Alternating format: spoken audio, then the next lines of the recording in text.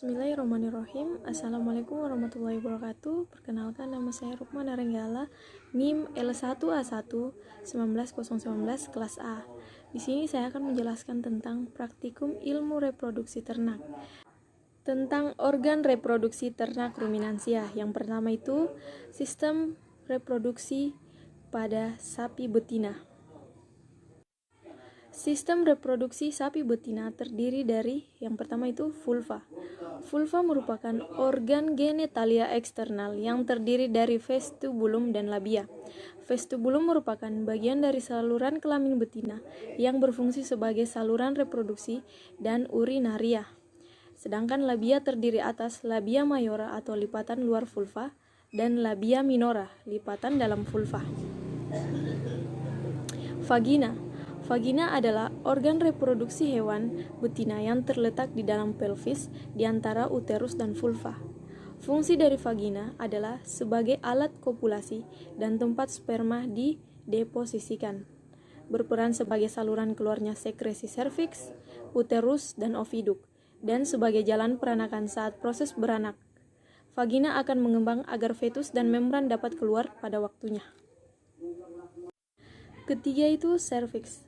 Serviks terletak di antara uterus dan vagina, sehingga dikatakan sebagai pintu masuk ke dalam uterus.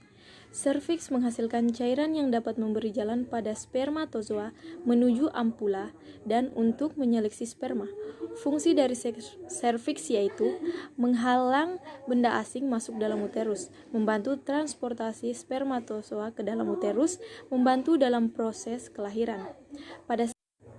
Pada saat estrus, serviks akan terbuka sehingga memungkinkan sperma memasuki uterus sehingga terjadi pembuahan serta menghasilkan cairan mucus yang keluar melalui vagina.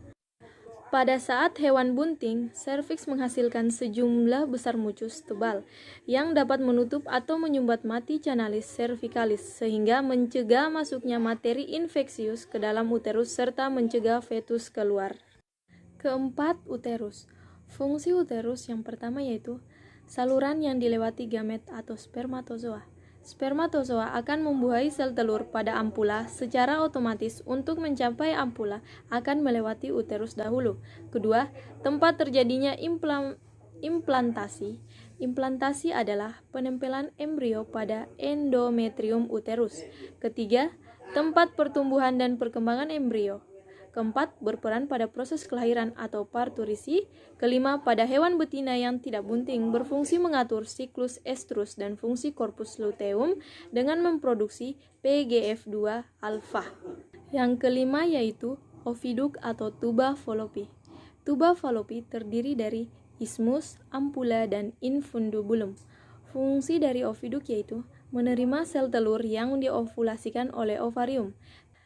Transport spermatozoa dari uterus menuju tempat pembuahan, tempat pertemuan antara ovum dan spermatozoa atau fertilisasi, tempat terjadinya kapasitasi spermatozoa, memproduksi cairan sebagai media pembuahan, dan kapasitas spermatozoa.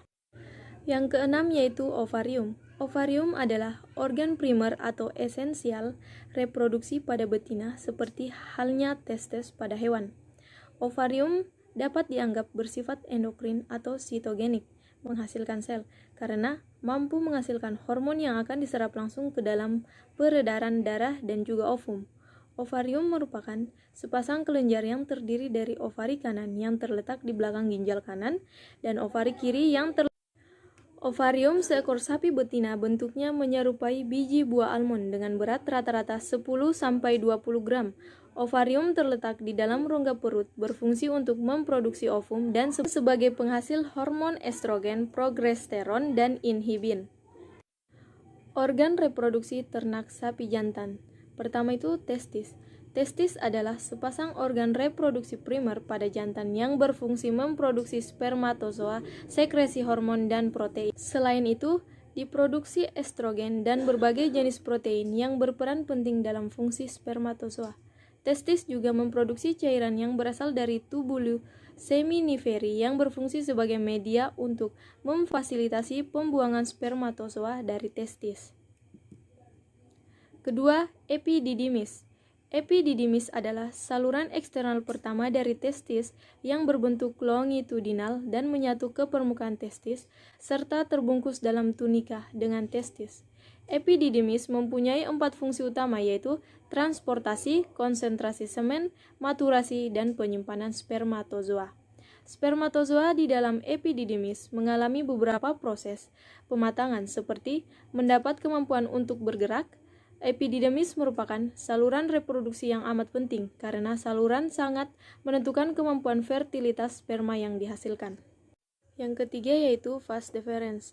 Vas deferens atau kauda epididymis adalah pipa berotot yang pada saat ejakulasi mendorong spermatozoa dari epididymis ke ductus ejaculatoris dalam uretra prostatik.